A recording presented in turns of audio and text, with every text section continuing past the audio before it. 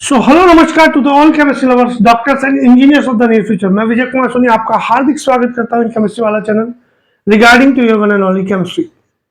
In previous two videos we have just discussed about the preparation methods of the alcohol. Now the third video is again regarding to the preparation methods of alcohol. In previous video we have discussed about the just six methods regarding to the formation of alcohol. Now the seventh preparation method is from the this hydrolysis of ether. This is the seventh preparation method by hydrolysis of ether. If you will go with this formula of ether, then ROR is the formula for the ether. Here there are just two probability. यहाँ ether के लिए दो probability होगी. अगर मैं यहाँ दोनों R same लेता हूं, R is equals to R dash, then आपके पास में ये होगा सिमेट्रिकल ईथर. और अगर ये दोनों डिफरेंट लेता हूं, R is not equals to R dash, तो ये पर्टिकुलर अपने आप में एसिमेट्रिकल ईथर के नाम से जाना जाएगा. So if you go with this examples of the ether, then as an example we can take CS3OCS3. You can see both are same, so this is called as symmetrical ether. And if both are different, CS3O C2H5, then it is called as asymmetrical ether. Asymmetrical ether.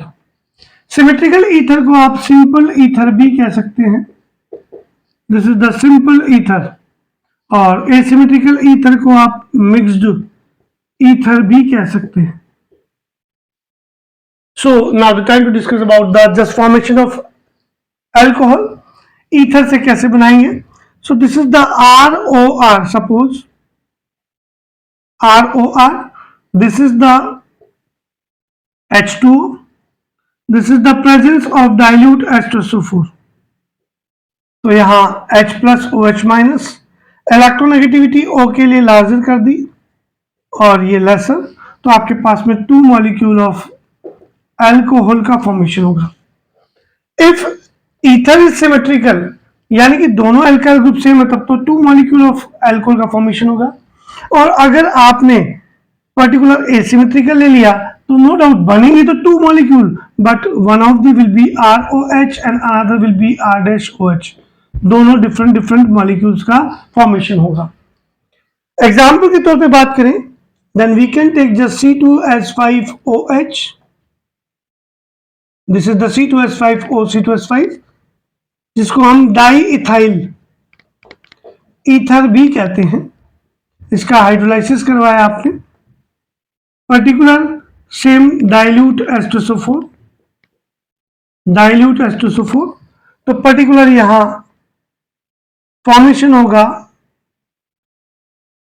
2 molecule of ethanol C2H5OH, ethanol.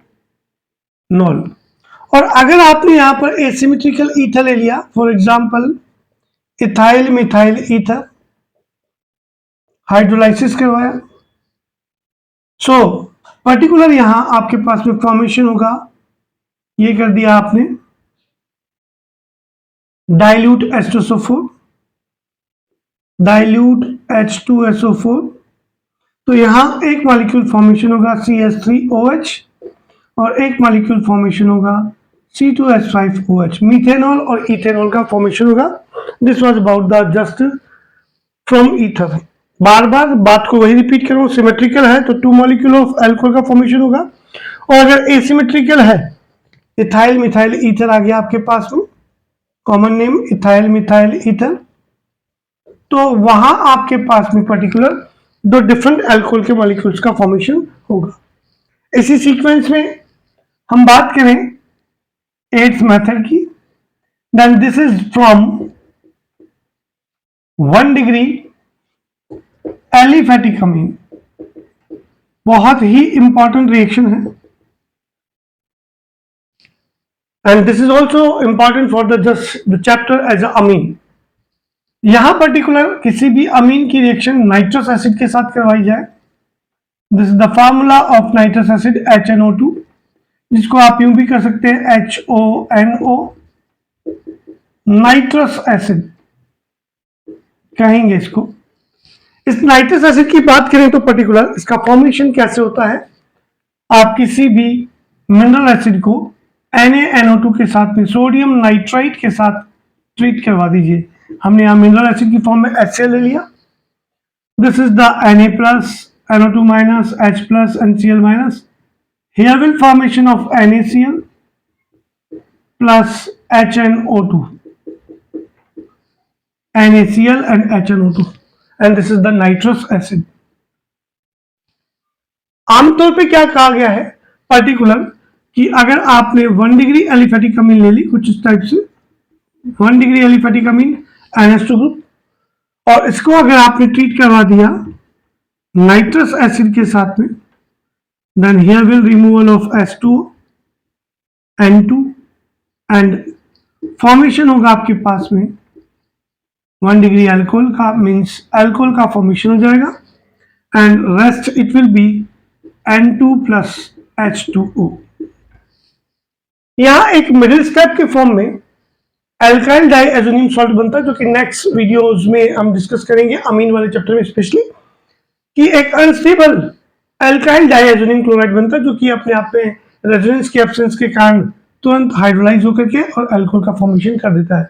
अगर यहीं पे aromatic अमीन होती तो इस reaction को हम diazotisation reaction कहते हैं। कैसे, ध्यान दीजिएगा, this is the aromatic amine and the reaction is called as diazotization reaction। इस रिएक्शन के थ्रू आपके पास में फॉर्मेशन होता है BDC का, B बोले तो बेंजीन, D बोले तो डाइएजोनियम और C बोले तो क्लोराइड। बेंजीन डाइएजोनियम क्लोराइड का फॉर्मेशन होगा। कैसे होगा, इसके लिए आपने क्या किया पर्टिकुलर, ये NaNO2 लिया, सेम वही HNO2 सॉरी मिनरल एसिड के साथ रिएक्शन करा दी HCl के साथ में, तो यहां बनेगा आपके पास में NaCl और ये नाइट्रस एसिड HNO2। इस नाइट्रस एसिड की रिएक्शन आपने एनिलीन के साथ करवा दी, ये आ गया आपके पास में NH2, ये आ गया नाइट्रस एसिड HNO2 कुछ इस टाइप से, और एक मॉलिक्यूल आपने फिर से HCl का ले लिया, टेम्परेचर कर दिया 0 से 5 डिग्री सेल्सियस, तो यहां से ये H2O का मॉलिक्यूल रिमूव, सेम H2O का molecule remove, 2 of H2O remove होगा और आपके पास में फॉर्मेशन होगा बेंजीन डाइएजोनियम क्लोराइड, जो कि अपने आप में बहुत ही इंपॉर्टेंट कंपाउंड का रोल प्ले करता है BDC। और हम इससे पहले वाले हेलोल्किन हेलोलिन वाले चैप्टर में पढ़ चुके हैं। इस रिएक्शन का नेम है डाइएजोटाइजेशन रिएक्शन। यहां ये स्टेबल होगा, वहीं पे इस रिएक्शन में जो एक मिडिल प्रोडक्ट बनेगा वो होगा आपके पास में एल्काइल डाइएजोनियम क्लोराइड। यहां इस एल्काइल ग्रुप में कोई रेजोनेंस नहीं होता, और रेजोनेंस नहीं होता तो ये अनस्टेबल होगा, अनस्टेबल होकर के फर्दर आप जब भी इसको हाइड्रोलाइज कराएंगे तो ये अल्कोहल में कन्वर्ट हो जाएगा, जबकि बेंजीन डाइएजोनियम क्लोराइड में बेंजीन रिंग में रेजोनेंस के होने के कारण से ये स्टेबल अपने आप में डाइएजोनियम सॉल्ट होता है और ये फर्दर अल्कोहल में कन्वर्ट नहीं होता, उसको वाटर के साथ ट्रीट करवाते हैं तब जाकर के फिनोल का फॉर्मेशन होगा। तो ये थी आपके पास में, इसको हम कहते हैं डाइएजोटाइजेशन रिएक्शन। और ये थी आपके पास में दो preparation technique, from hydrolysis of ether and from 1 degree aliphatic Amin.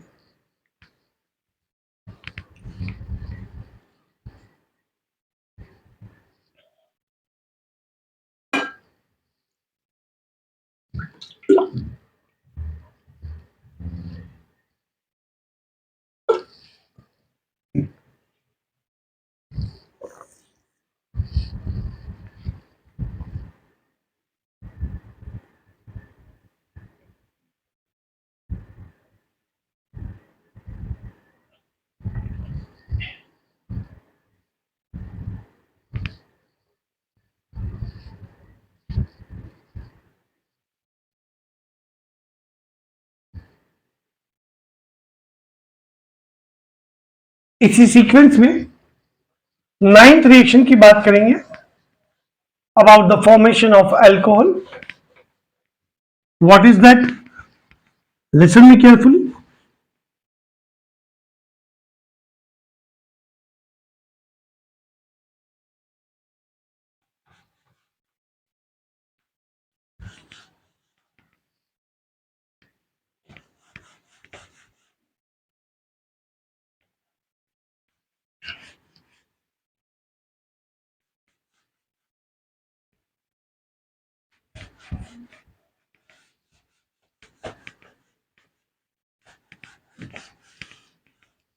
Ninth reaction की बात करेंगे और उस नाइन्थ रिएक्शन का नेम है bye fermentation.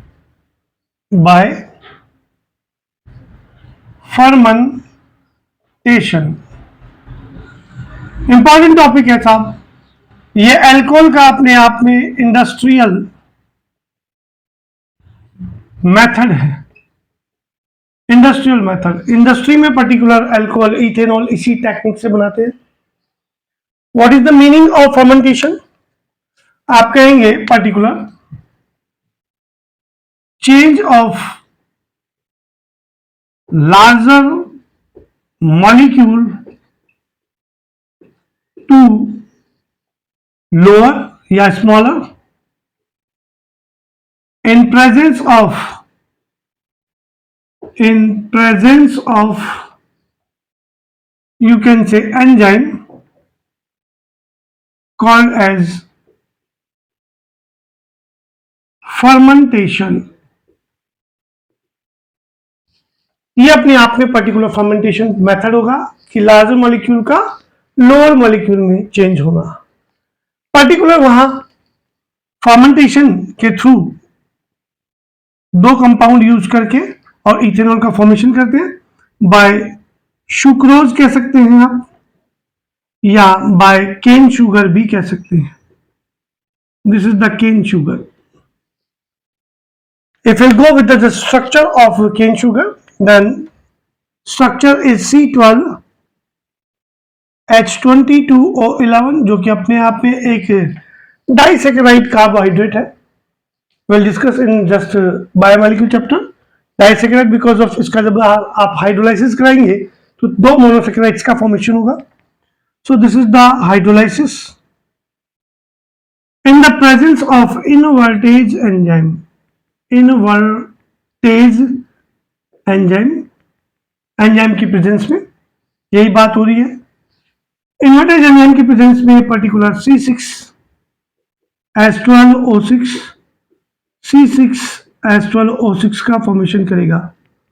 One molecule of glucose, another molecule of fructose.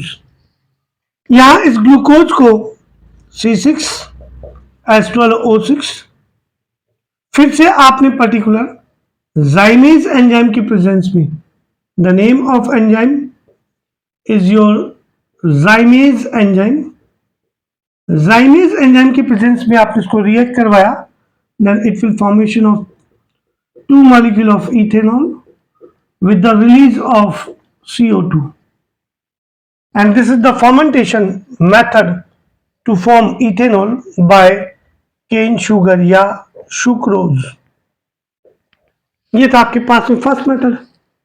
Second method की बात करें इसी में, then that is your by just starch. Starch आपके पास में पोटैटो में होता है, राइस में होता है. पर्टिकुलर स्टार्च के लिए फॉर्मूला आपके पास में C6H10O5 होगा whole N.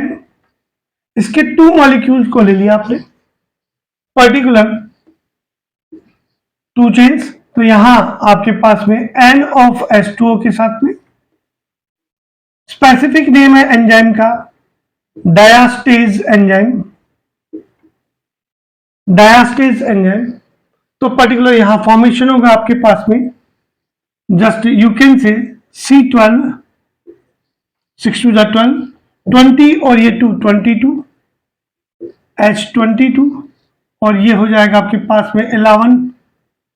Same and molecule formation होंगे. यहां particular same formula है, but this is sucrose and this is called as maltose. याद रखिएगा कि जब कभी भी आप पर्टिकुलर स्टार्च का हाइड्रोलाइसिस करवाते हैं तो फॉर्मेशन होता है माल्टोज का।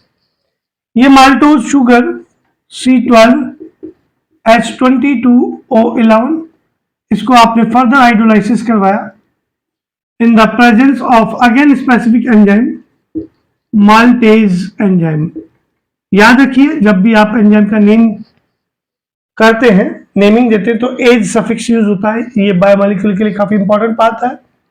तो maltose particular 2 molecule of glucose का फॉर्मेशन करता है, 2 of C6H12O6। These are the glucose. याद रखिएगा 2 मोनोसेकेराइड बन रहे हैं, सो इट्स अ डाइसेकेराइड। यहां भी सेम 2 मोनोसेकेराइड, बट सुक्रोज का जब भी आप हाइड्रोलाइसिस कराएंगे तो 1 molecule of glucose, 1 molecule of fructose, और वहीं पे आपने माल्टोज का हाइड्रोलाइसिस करवाया है, maltose, then it will formation of the 2 molecule of the glucose। और एक और बात करेंगे, पहले इसका प्रिपरेशन कर ले। So this is the again glucose C6H12O6। ये सेम जाइमेज एंजाइम की प्रेजेंस में, जाइमेज एंजाइम की प्रेजेंस में चेंज होगा आपके पास में ethanol 2 of C2H5OH plus 2 of CO2 gas का रिलीज हो जाएगा। This was from the starch. अभी जो बात की है मैंने एक नोट की फॉर्म में, तो डाइसेकेराइड का मतलब क्या होता है? It's a type of carbohydrate. Disaccharide का मीनिंग ये है कि वो कार्बोहाइड्रेट जिनका आपने हाइड्रोलाइसिस कराया तो 2 मोनोसेकेराइड्स का फॉर्मेशन हो, उनको हम डाइसेकेराइड कहते हैं। और डाइसेकेराइड्स की फॉर्म में आपके पास में 3 इंपॉर्टेंट एग्जांपल होते हैं बेटा। One of the is your sucrose, जिसको आपने केन शुगर भी कहा है। अनदर इज योर माल्टोज, जिसको हम माल्ट शुगर भी कहते हैं। This is the cane sugar, this is also called as malt sugar, and this is the another third is your lactose. इस बात को याद रखना है अभी से, बिकॉज ऑफ बायोमोलिक्यूल में ये इंपॉर्टेंट पार्ट प्ले करता है। लैक्टोज शुगर, जिसको मिल्क शुगर भी कहते हैं, मिल्क शुगर, इन तीनों के लिए फॉर्मूला सेम होगा, that is the C12H22O11। But cane sugar से जब आपने हाइड्रोलाइसिस करवाया तो यहां 1 molecule of glucose, 1 molecule of fructose बन रहा है। वही माल्टोज का जब आपने हाइड्रोलाइसिस कराया तो 2 मॉलिक्यूल ऑफ ग्लूकोज बन रहा है। But remember one thing, lactose का जब भी आप हाइड्रोलाइसिस करवाएंगे तो 1 मॉलिक्यूल ऑफ ग्लूकोज बनेगा, ये याद रखने वाली बात है, प्लस 1 मॉलिक्यूल ऑफ गैलेक्टोज का फॉर्मेशन होगा। ये था आपके पास में डाइसेकेराइड और उसका meaning, and this was about the just by fermentation.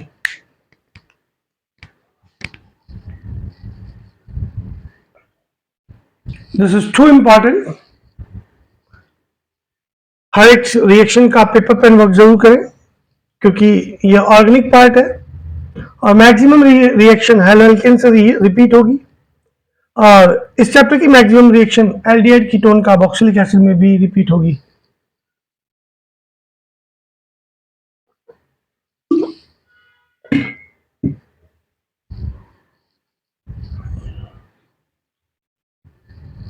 सो इसी सीक्वेंस में बात करें नेक्स्ट रिएक्शन की,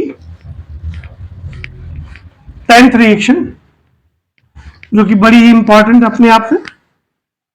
और उसके बाद में प्रिपरेशन मेथड के बाद में हम बात करेंगे पर्टिकुलर फिजिकल प्रॉपर्टीज की, जो कि नेक्स्ट वीडियो में होगी। And after then chemical properties of your, you can say, alcohol. हर एक चीज को प्रॉपर वे में एक्सप्लेन किया जाएगा। 10th रिएक्शन आती है आपके पास में, this is the 10th reaction by water gas.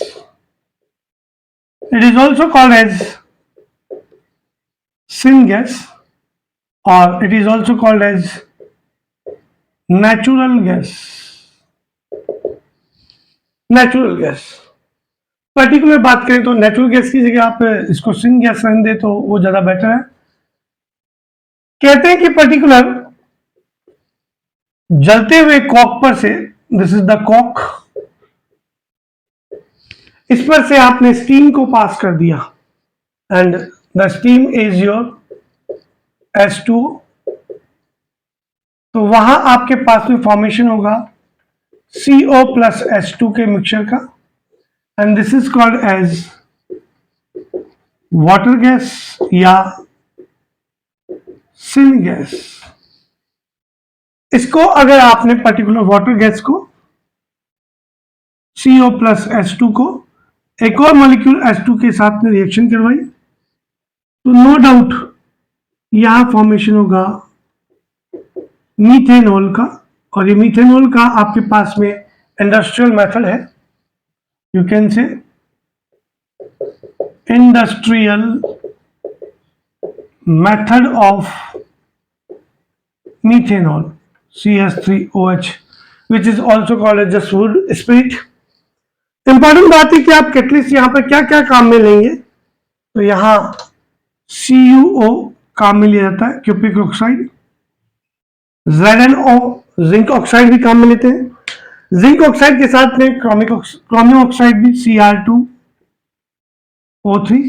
Temperature pressure दोनों ही हाई यूज की जाते हैं and they are just your 200 ATM pressure, और टेम्परेचर 623 से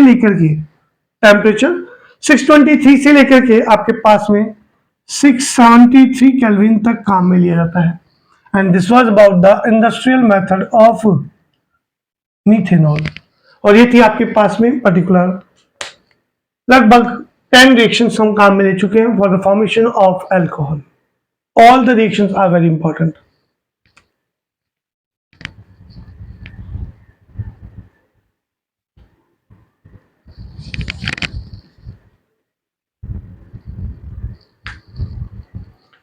So, dear doctors and engineers of the near future and all the chemistry lovers, मैं विजय कुमार सोनी आपके लिए हर बार एक नई चीज के साथ रिप्रेजेंट कर रहा हूं।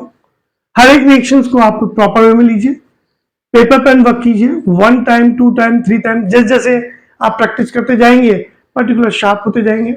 मैक्सिमम से मैक्सिमम वीडियोस को आप पढ़ें देखें, क्योंकि बिना पढ़े नहीं हो पाएगा। नो डाउट जिस दिन आपका ऑर्गेनिक केमिस्ट्री पे अच्छा कमांड बन जाएगा, आपके मार्क्स पहले से बहुत अच्छे आने लग जाएंगे। इसी विश्वास के साथ में फिर मुलाकात होगी एक नए टॉपिक के साथ में। तब तक के लिए शुक्रिया, धन्यवाद।